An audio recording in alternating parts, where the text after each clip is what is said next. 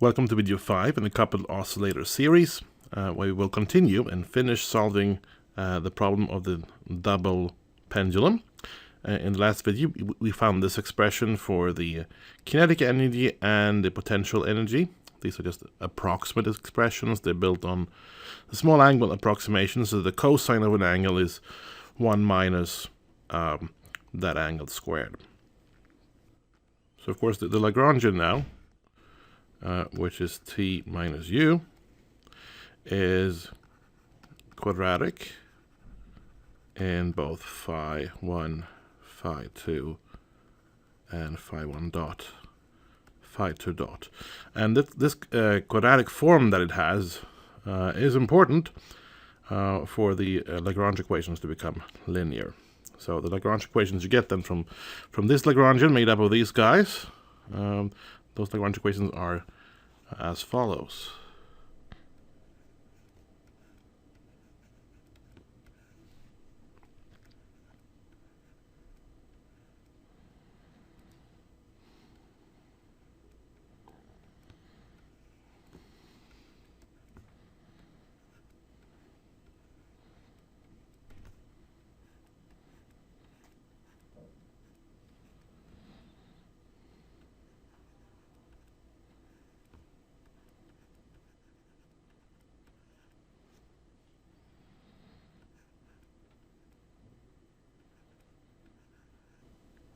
For the first equation, for phi 1, and then for phi 2.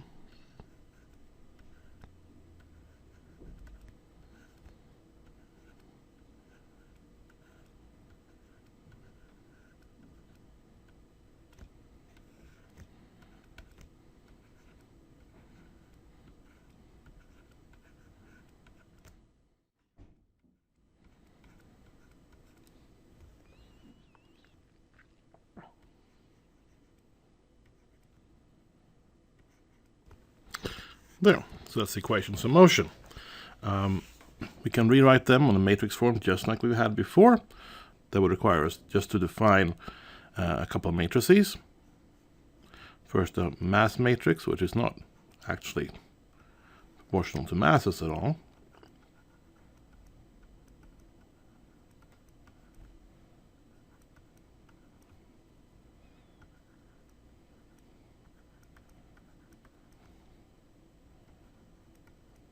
Then we'll have the K matrix.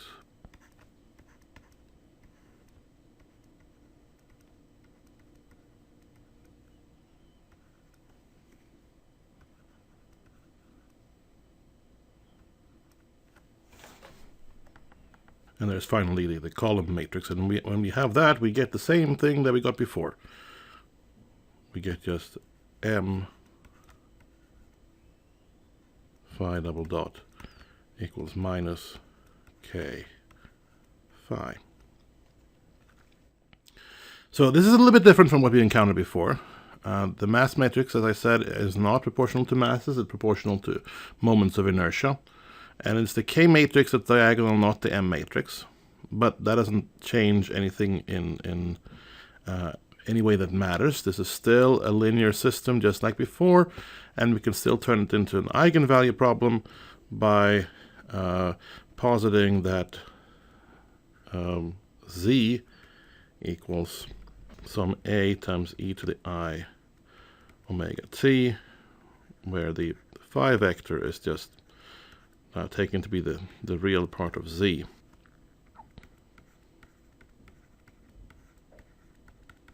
And that gives us, just like before, for the exact same reasons, matrix K minus omega squared matrix M times the vector the amplitude vector A equals 0. And from there we can take the determinant of K minus omega squared M, set that to 0, which gives us the set of all eigenfrequencies omega, and then that gives us the different relationships between the amplitudes for those different modes, and then we have fully solved the problem. Okay. Before we do that, though, I'm going to make a couple of definitions. to make things just a little bit simpler. Well, first of all, we're going to restrict ourselves to the simple case of M1 equals M2 equals M, and also L1 equals L2 equals L. So if we have that, then the should keep those up there. Then these matrices become simpler, obviously. And to make it even more simple, I'm going to introduce omega naught as the square root of G over L. Now that's just the frequency of a simple pendulum of length L. We have two pendulums here of length L, so this is kind of a natural frequency of one of them. So if we have this, then we can say that MGL is ML squared over L, so that is ML squared omega naught. Okay, this then gives us different forms for M and K that are simpler. We will have that the matrix M is just equal to ML squared times the matrix 2, 1, 1, 1. And matrix K is ML squared times 2 omega naught squared, 0, 0, omega naught squared. And now we can solve for the eigenfrequencies, because we know that the determinant of K minus omega squared M has to be equal to 0. So what is that equal to? ML squared times the determinant of 2 omega naught squared minus omega squared, and then minus omega, just omega squared, because it's the M matrix that's non-diagonal. There. And to solve that is fairly straightforward. It's just like this.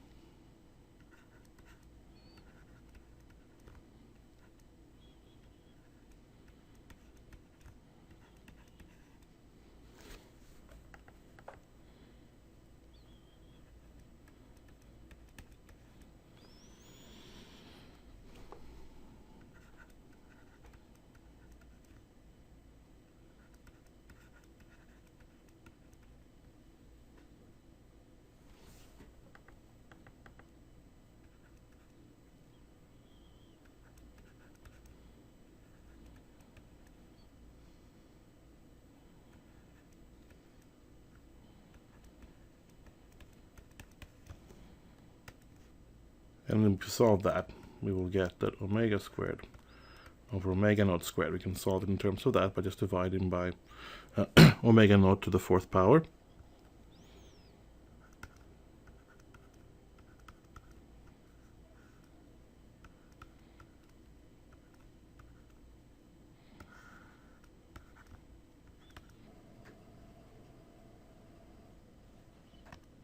So we have then two modes.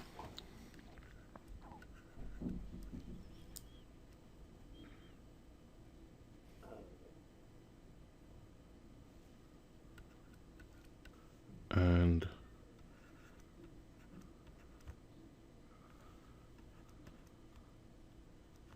so those are the two modes.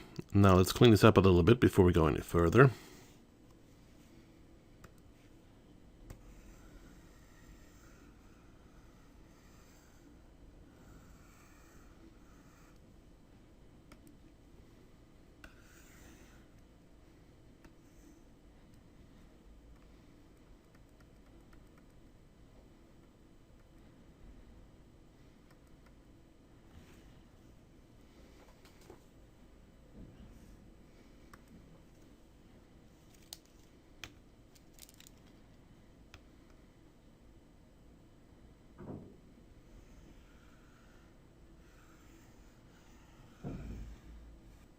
All right, so what we're left with now is calculating what the modes actually look like, and same procedure as previously.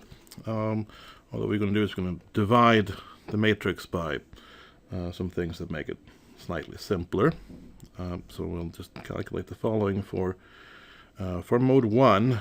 Actually, let me get rid of this divider here for now.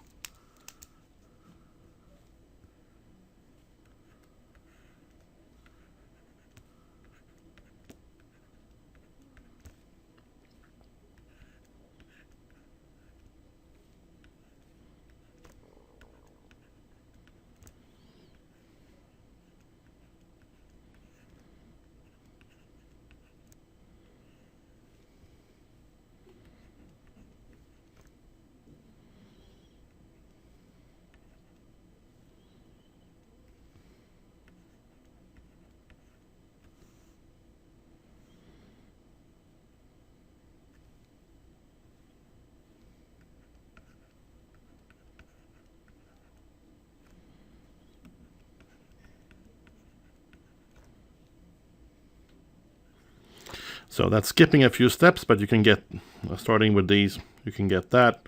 And with a little bit of algebra, which I'm not going to repeat here, but that you should repeat yourself, you get that a2 equals the square root of 2 times a1. So that is actually the first mode. And it looks like this. A2 equals square root of 2 times, hard to read.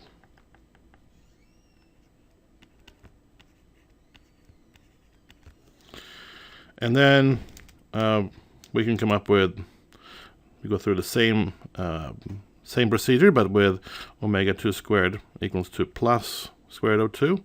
And we will then get, which you can see if you go through it, that a2 equals minus the square root of 2 of a1.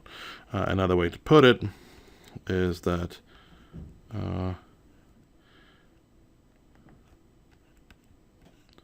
the matrix, the amplitude matrix, looks like 1 square root of 2 times some amplitude. And for mode 2, we have that a equals 1 minus square root of 2 times a. So that's a solution, like that.